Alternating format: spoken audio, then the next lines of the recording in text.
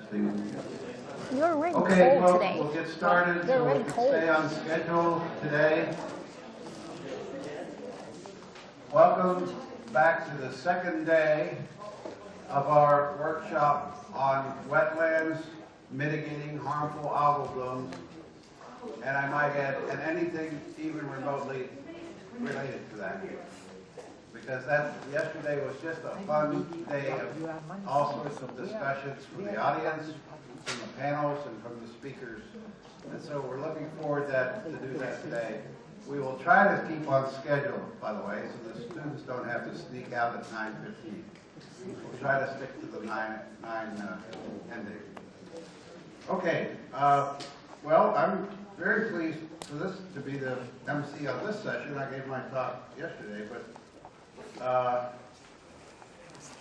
two of the three students, or two of the three people you're going to hear from, are my completing, in the next couple months, PhD students. Both of them are very, very close. And I think it's,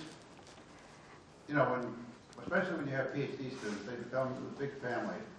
And so I'm very proud of them, and you'll hear some great scientific studies from both of them related to the subject of this meeting. So, just to give you some details of what's going on, we're going to have two talks, then we'll have what do we call it, a break? Coffee break. I don't know. Coffee break. Coffee break, so you can stay awake. And then we'll have one more talk, and then we'll go straight to a panel of scientists this time. That was policy yesterday. These are going to be scientists saying the good things and the bad things about wetlaculture and whatever else they want to talk about, and I'm sure there'll be provoking discussion as well. So we're looking forward to today. It'll be a great session. So, our first speaker today, do any other announcements or anything? Please? Please.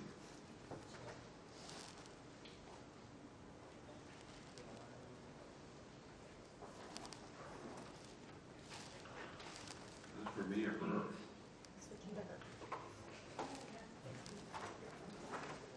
Okay, our first speaker is Bing Jiang.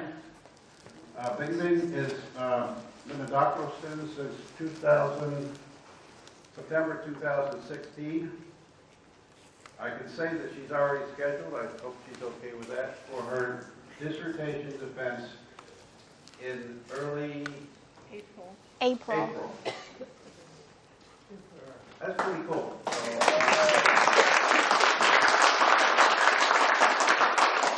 We wish her well on that. We're very excited. And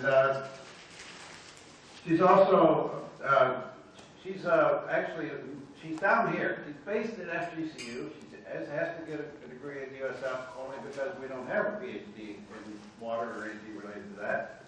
And she is also has an interesting position, formal position.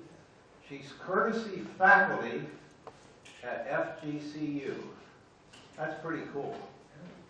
Now, the one reason she had to do it is because otherwise they wouldn't give her a key to the building. That was our solution. No, both she and Lauren, that's very cool that they both have faculty, courtesy faculty, and it's a big deal. I said that goes right on the top of your CV when you're looking for a job. And that'll help them immensely. So that's pretty cool. So anyhow, Bing comes from China, as many of you know. She got her master's degree from Capital Normal University in Beijing. And her bachelor's in, what was your bachelor's in? Hefei. What? Hefei. Oh, Hefei, her hometown. Yeah.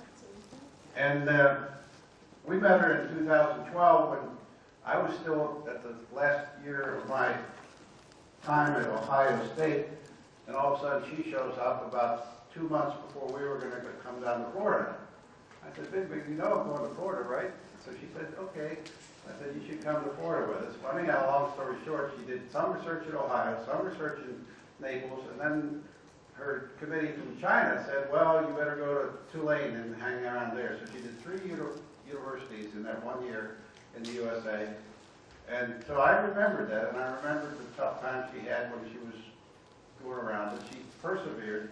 So when I thought about the first student I was going to bring in on this new PhD agreement we have with USF, it was big. And she persevered. She's a pioneer in that. And God bless her. And so she's going to talk about nutrient retention by a Wetlaculture mesocosm system in the former Great Black Swamp. And yes, that is in Ohio. Big. All right, thank you, Dr. Mitch. I would like to say this is a great honor for me to have a presentation here. My first memory to meet Dr. Mitch is in China, 2010. He was introduced by my previous program advisor, because I switched from environmental engineering to ecological engineering.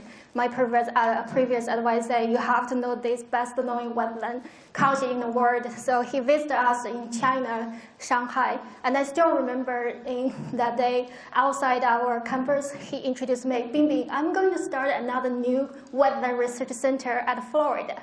Do you know Naples? He drew a map on a napkin to show me where is the Naples. Now after 10 years, I have a presentation here to present my fourth year PhD program here. So great honor, thank you. So tonight, I'm going to talk about part of my program is going to show nutrients at one of wetland culture site. So I'm going to talk about wetland culture, study site, hydrological experiment, hydrology, water quality, and nutrients retention, and a brief conclusion. So wetland culture, as you all know, if you come to yesterday, you know what is called wetland culture now, right? But the wetland culture is a very broad model. You have to start from somewhere. So we start from a mesocosm experiment. We want to use a scientific way to prove this is going to work or not.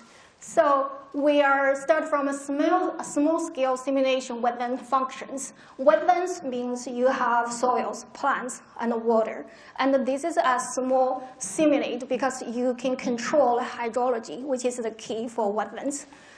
And this is one side we choose to, and this is the most excited side we are really look forward to working on this side because there used to be a drained swamp. Means the natural way it can be very good restored wetland area. And so it's in the central, it's in the western area, right on the Maumee River basin. That's another reason for this site is suitable because we know Maumee River is a big contributor nutrients to the lake area. And these areas outside is over 17% is agricultural land, which being drained directly from a swamp. And this means this site will be drained from wetland to farmland. And now we want to convert this farmland back to wetlands. This is exactly the concentration about the wetland culture. We think wetlands will fit with agriculture, and agriculture need wetlands. So we started this site.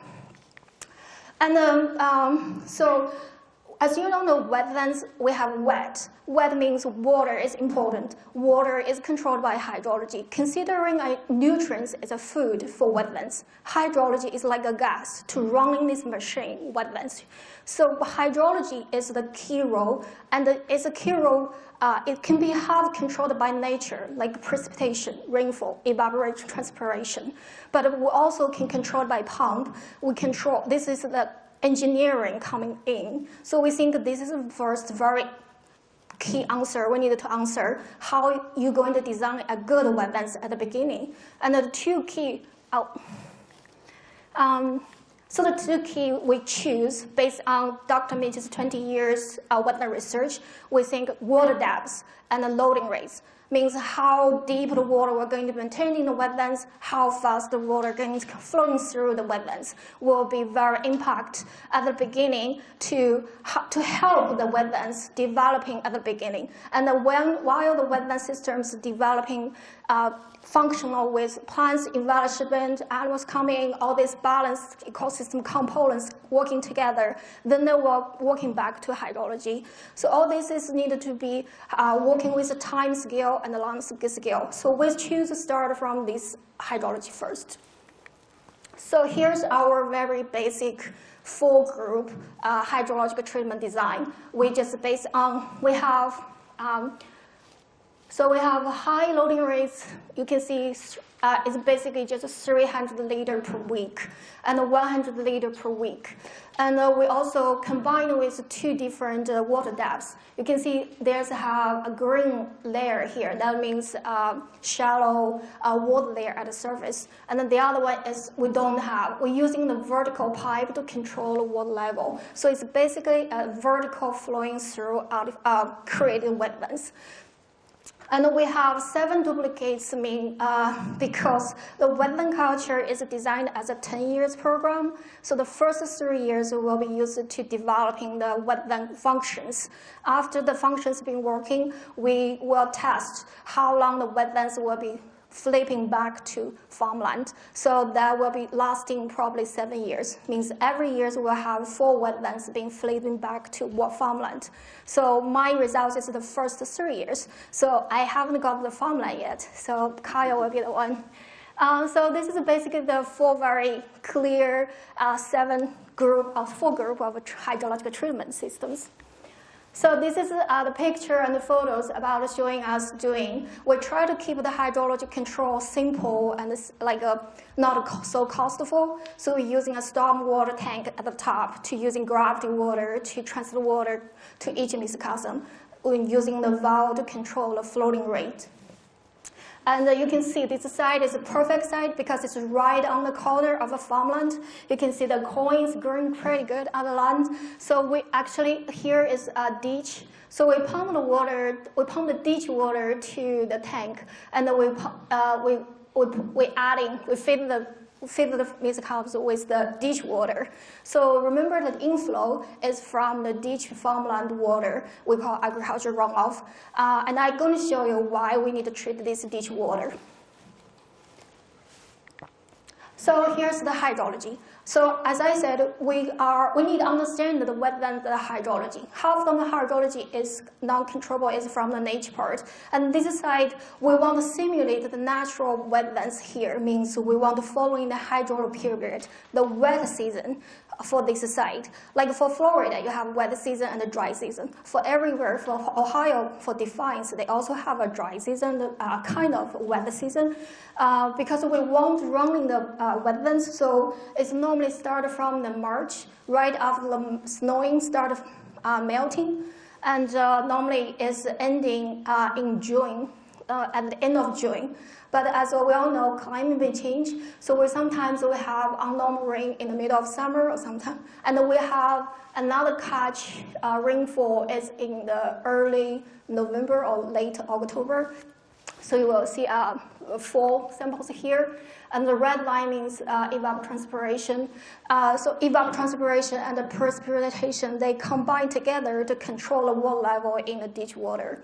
So basically, this water is flushed directly from the farmland, means the fertilizer which being wasted directly to the ditch. And you can see here too is inflow phosphorus and the nitrogen concentration. They are pretty high here. I want to show you a couple pictures to show you why they are pretty high. So our hydro period, another reminder is we don't run them very high, like the whole year. We only run during the wet season, like a hydro period. So for this side, actually it's pretty short, probably only have 20 weeks. So here's the picture to show you why this ditch water is highly nutrients polluted water. So you can see here, it's March. We have the water start flush away from the melting. You can see after like 2 months, like May, this is the, I don't know, do you guys know what's tile drainage? It's at the bottom of the farmland to help to drain the farm, to help the water flushing faster. This will be good for the farm, but bad for the water, for the nutrients being contained. Means it will be more faster soil sedimentation will be flushed directly to downstreams, and we don't want that because you can see right when the climate getting warmer, the algae will right happening after the tile drainage, means they are pollution high up. Actually, I compared with the Maumee River, the ditch water concentration even lower than the Maumee River concentration. So you can considering all these ditch water combined together to one side, then they compared eventually to Lake Erie. So we are, okay, this is my results, first 2 years results, and they are very, very good wetlands. Much better even than some like waste treatment plants, I would say even better than them. So you can see, so I didn't show you too much picture of the developing of the mesocosm site. So at the beginning of the mesocosm site, we didn't do too much things. We filled with native soil, means we filled with the farm soil. We planted with three stems with bulrush in there. That's all we did. So we let the plants community developing by themselves. Means the first year the plants probably not growing very well. Second year the plants were growing much better, and we actually find like 12 more species coming out from the mesocosm. So you can see from the removal rate here. So this part is 2018. This part is 2019. So you can see obviously phosphorus even very good, over 15%. That's also is already very good, but it's still developing in like reach 80% in the second year. And the nitrogen in the first, so at the bottom, it's the total nitrogen and the nitrogen nitrate.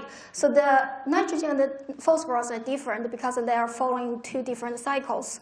Nitrogen will be more rely on denitrification. They will using biological cycles. Phosphorus will be more using sedimentation, physicals. So they are less, in fact, by temperature, like less, in fact, by the climate. So you can see. But we all know wetland plants also play a big role in there. So so this is one reason the second year the mesocosm is much better than the first year. And when the growing season coming in the first year, you also still can see the nitrogen is increasing as the temperature getting warmer. So this is another like a trend for nitrogen. That's also very typical nitrogen trend because denitrification also following. They have a optimism temperature range. It cannot be too cold. It cannot be too hot. But you still can see all this like so this side give us very positive feedback about the ecological wetland functions, because you will find a lot of side wetland function. They will say it will take 2 or 3 years to get the wetland function restored. But this side, we are surprised they are working as a nutrient sink like so quickly. So here's another side to looking at why they are good at the nutrient sink. We're using mass retention. It's a very simple basic mass balance. We just calculate how much water we're loading into the systems, how much was exporting from the systems. We're using this difference as mass retention. So there's a lot of wetland research will show you. Typical wetland research have a normal range.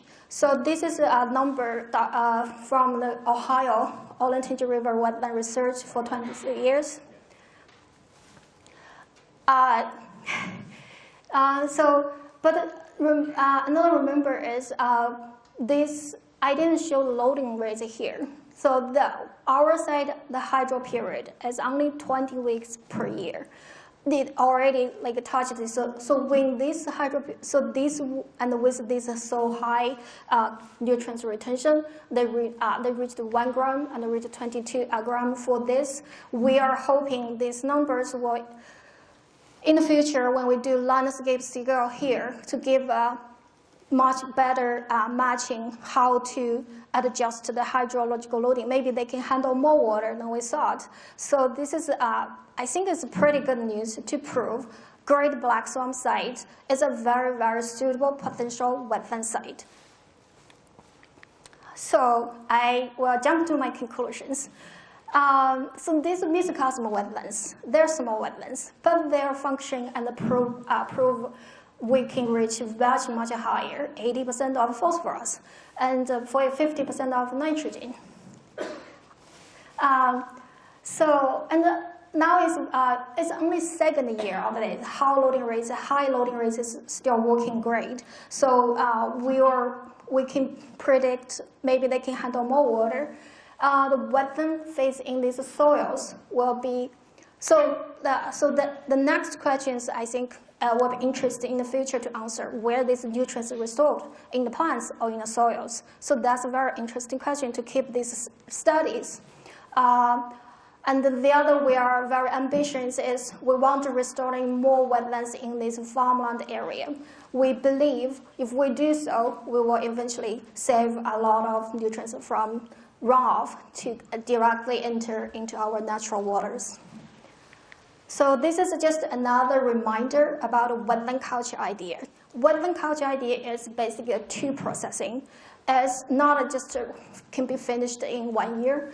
So first, you need to have wetlands to recycling the water, to retain the nutrients from the water. We don't want the nutrients in the waters. We want the nutrients in our land.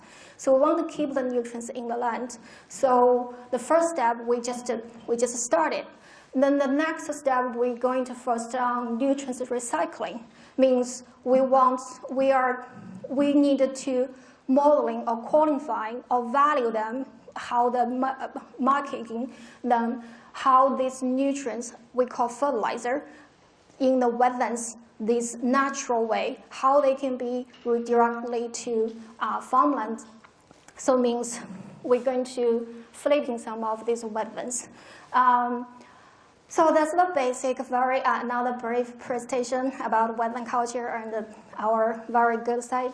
So that's, during my trip, I traveled a lot between Ohio. I stayed at Columbus, and the site is at Defiance, and I also live at Naples, and my school is at Tampa. So I travel a lot. So I have a lot of students and professors, Bowling Greens, OSU, and a lot of my committee. So thank you a lot. All right.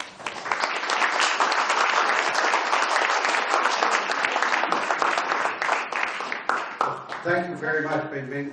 We have time for questions. Anybody have questions about this experiment?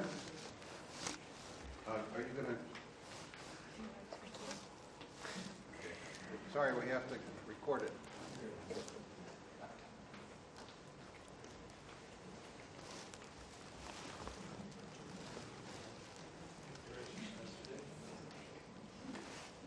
Bingbing, in looking at the structure of the I'm going to call it a hierarchy of flow of those mesocosms.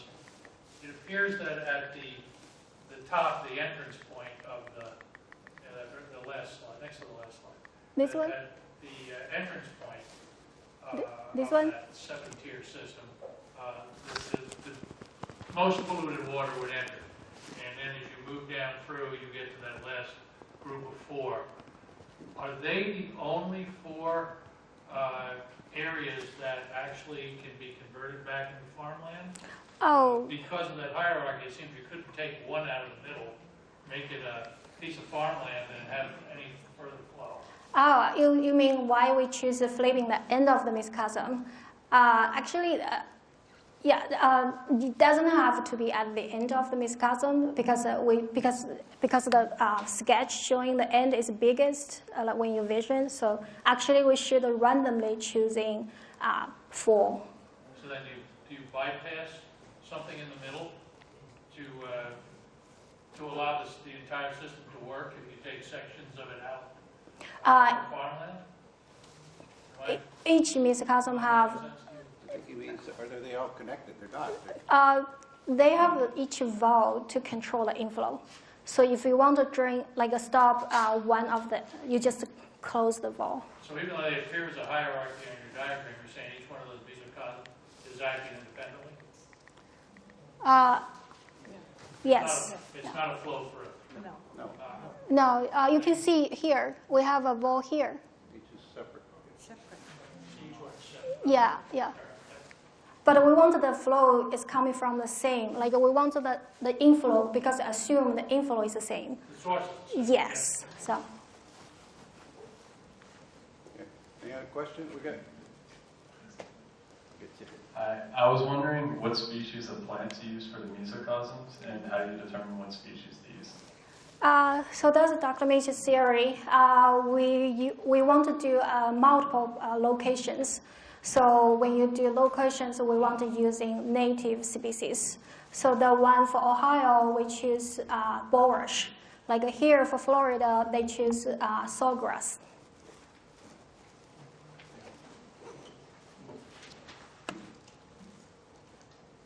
Just building on that last question, did you think about the density of the plants? And do you think that might be another element to the design in future work? Sure, yeah. Actually, I do plan to search a little bit, but I just don't have time to show today. We measure the biomass. We identify the species. So the strategy for plants, we want the system we call self-design. So we control the hydrology, like the water level. We're using the water level to control species because we know wetland plants will be definitely adapted to this deep water area. So, and the wetland plants, they all have their unique functions.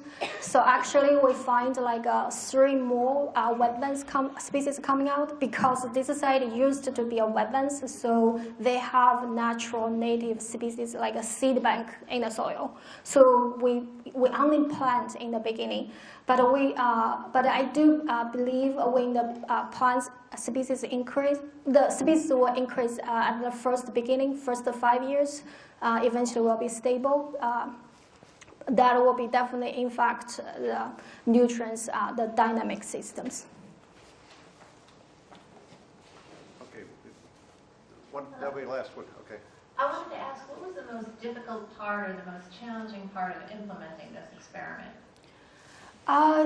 Because we're control hydrology, and we want to I think the hydrology part is very key, in fact, to control, because that's the most energy being spent. Like you need a person be at this field. You need to know when the flooding happen. You need to pump the water to there and put in exactly the amount we designed. But when you restore wetlands, I would assuming you will need to protect. You will need it will be very harder than doing this small scale because the water probably not flowing as the way you want.